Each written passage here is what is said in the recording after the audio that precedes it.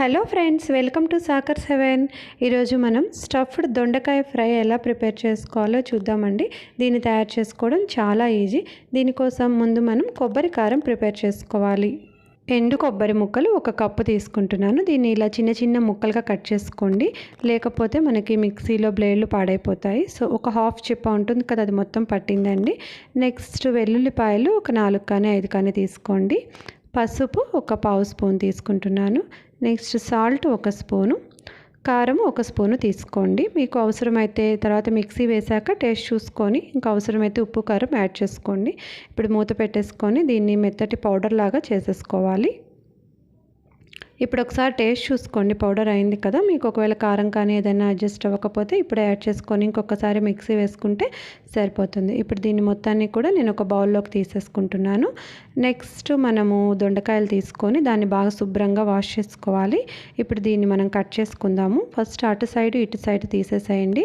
తర్వాత దీన్ని ఇలా నిలువుగా పైనుంచి కిందకి పూర్తిగా కాకుండా కింద కొంచెం అట్టు పెట్టేసేసి కట్ చేసుకోండి. ఇలాగే పక్కకి తిప్పేసి సేమ్ దాన్ని కూడా అలాగే పూర్తిగా కట్ చేయకుండా మనకి ఇలా కాయలాగా నిలబడి ఉండాలి. సో అలా ఉండేలాగా కొంచెము కింద గ్యాప్ వదిలేసి కట్ చేసేసుకోండి. ఇలా మొత్తం మనకి ఇలా 4 భాగాల్లాగా ఓపెన్ అయ్యేలాగా చూసుకోండి.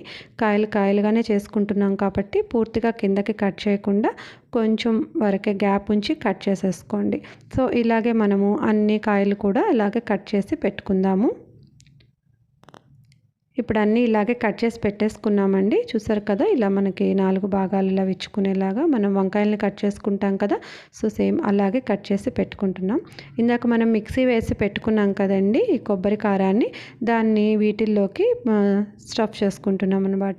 మొత్తం ఒకేసారి ఎక్కువగా పెట్టేసేస్తే మనకి ఇవన్నీ కూడా విచ్చుకున్నట్లు అయిపోతుంది కదా దొండకాయ. సో అలా కాకుండా కొంచెంగానే పెట్టుకోండి. అది పెట్టుకున్న తర్వాత దొండకాయని అలా ప్రెస్ చేయండి. మనకి అది కాయగానే నిలబడి ఉండాలన్నమాట. మనకి మొత్తం ఇలా ఓపెన్ అయిందంటే తర్వాత మనం ఫ్రై చేసుకునేటప్పుడు లోపల పెట్టిన స్టఫ్ అంతా కూడా బయటకు వచ్చేస్తుంది కదా. సో అప్పుడు అంతగా బాగోదు. సో అందుకని మనకి ఇలా కాయలాగా ఉండేలాగా చూసుకోండి. ఇందులో స్టఫ్ చేసి దాన్ని అలా ప్రెస్ చేయండి. ప్రెస్ చేస్తే మనకి కాయలాగా నిలబడి ఉంటుంది.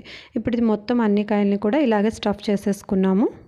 ఇప్పుడు స్టవ్ ఆన్ చేసుకొని ఒక ప్యాన్ పెట్టుకోండి. అందులో ఒక 4 స్పూన్స్ ఆయిల్ వేసుకొని ఆయిల్లో మనం స్టఫ్ చేసి పెట్టుకున్న దొండకాయలన్నీ కూడా వేసుకుంటున్నాను. ఇక్కడ మనకి ఆయిల్ కొంచెం ఎక్కువే పడుతుందండి, ఎందుకంటే మనం ఇక్కడ ఫ్రై చేస్తున్నాం కదా, దొండకాయలు కాయలు పెడుతున్నాం కదా.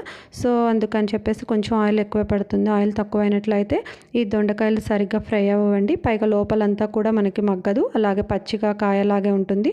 లోపల స్టఫ్ పెట్టాం కదా, అది కూడా అలాగే పచ్చిగా ఉంటుందండి. సో అందుకని కొంచెం ఆయిల్ అయితే ఎక్కువే పడుతుంది. ఇప్పుడు ఈ కాయలన్నీ వేసుకొని ఈ విధంగా పెట్టేసి మూత పెట్టేసుకొని ఒక 5 మినిట్స్ ఫ్లేమ్ తక్కువలో పెట్టి మగ్గించుకుందాము.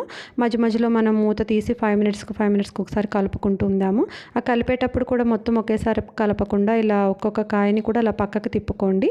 అప్పుడు ఇటు సైడ్ కూడా అలా చక్కగా మగ్గుతుంది అనమాట, ఫ్రై అవుతుంది. సో అన్ని కాయల్ని కూడా ఇలాగే నిదానంగా తిప్పండి, లేకపోతే మనకి ఆ లోపల పెట్టుకుందంతా ఓపెన్ అయ్యి స్టఫ్ అంతా బయటకు వచ్చేస్తుంది కదా. సో ఇలాగే మూత పెట్టుకొని ఒక్కొక్క 5 నిమిషాలకు ఒకసారి ఇలా తిప్పుకుంటూ ఉంటే మనకి ఈ విధంగా ఈవెన్గా చక్కగా ఫ్రై అవుతుంది. ఇప్పుడు మనకి ఇది రెడీ అయిపోయిందండి. దీన్ని నేను ఒక సపరేట్ కప్పులోకి తీసేసుకొని కొంచెం కొత్తిమీరతో గార్నిష్ చేసుకున్నాను. జీడిపప్పులను వేయించిన జీడిపప్పు దానిపైన కొంచెం చల్లేసుకుంటున్నాను. మనకైతే స్టఫ్డ్ దొండకాయ ఫ్రై రెడీ అయిపోయిందండి. చూసారు కదా, చాలా ఈజీ. ఫస్ట్ మనం స్టఫ్ ప్రిపేర్ చేసుకోవాలి, ఆ పౌడర్ని దొండకాయలో పెట్టి ఫ్రై చేసుకోవడమే. చాలా ఈజీగా ప్రిపేర్ అవుతుంది. మీరు కూడా ట్రై చేయండి. Thank you so much for watching this video. మా వీడియో మీకు నచ్చినట్లయితే లైక్ చేయండి, షేర్ చేయండి, మా ఛానల్ని సబ్స్క్రైబ్ చేసుకోండి. Thank you.